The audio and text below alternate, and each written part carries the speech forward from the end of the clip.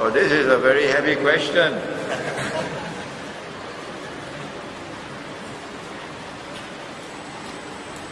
You're forcing me now to enter into Islamic eschatology. Yes. Or ilmu akhir zaman. I'm writing a book on Dajjal. But for the last year and a half, I've not written even one line. Because I'm now receiving more than 100 emails every day from all over the world. And sometimes I receive an email and it breaks my heart. It breaks my heart.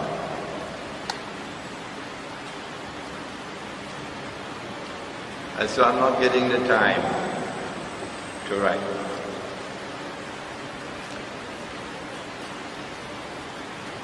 Has modern Western civilization emerged by chance?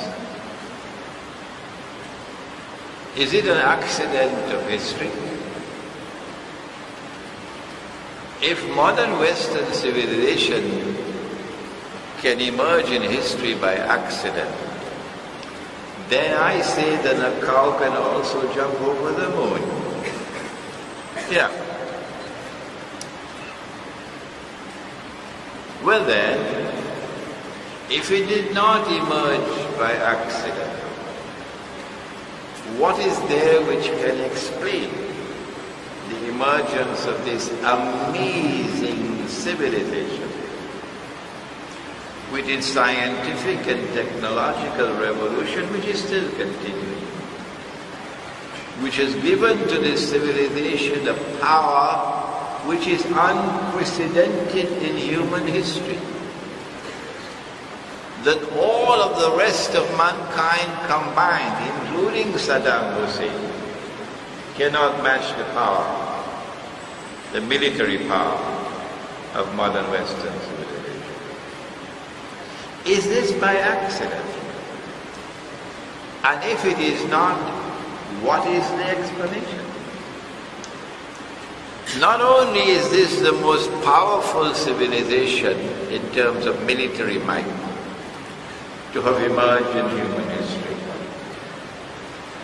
but also, and this is the last characteristic I'm going to mention because we don't have endless time, it uses its power to corrupt every single thing that it touches. The word used by Allah in the Quran is fasad. And this civilization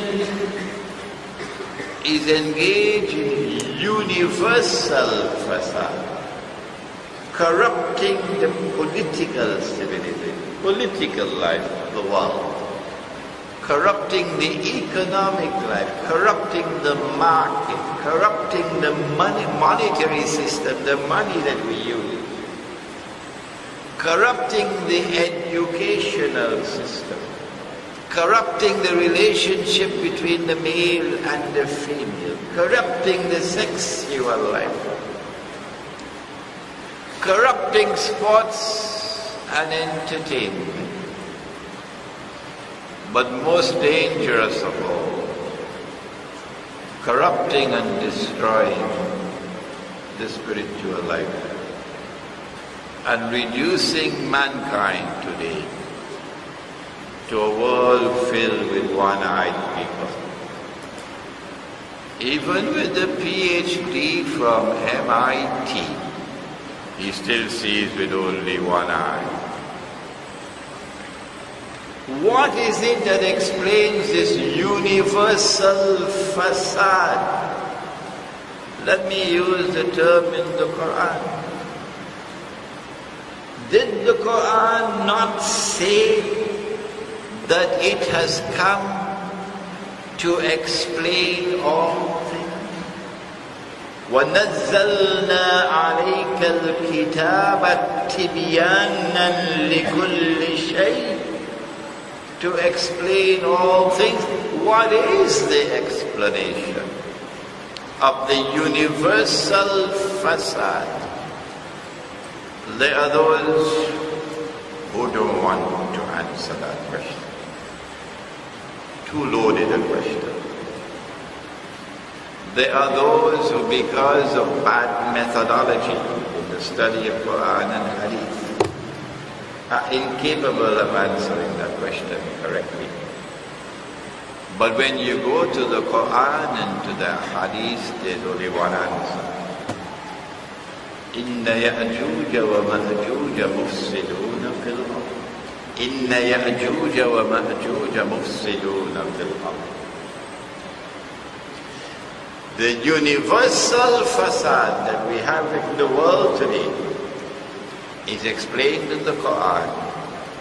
It's coming from Ya'juj and Ma'juj, Gog and Magog. Nobody teaches that subject today. Nope. I've been teaching it for 20 years. As the voice crying in the wilderness. They laughed at me for 20 years, but they're not laughing today anymore. No. Praise be to Allah. I held myself, I held my guns, I didn't back out. Laugh as much as you want. I'm not going to stop. And I wrote my book on Gog and Magog, alhamdulillah. And with Gog and Magog is Dajjal. Modern Western civilization is Dajjal's most magnificent creation. If you can't understand that, too bad for you. And Dajjal is using modern Western civilization to achieve his goal. And his goal is to rule the world from Jerusalem. And then to declare that I am al-Masih, the Messiah. And all the one-eyed people will accept him as the Messiah. And when that is finished, he'll rub his hands and say, mission accomplished. And then Allah will send the true Messiah. But it will be too late for Islamic scholarship at that time. That's my answer to you. Any other questions? Yes.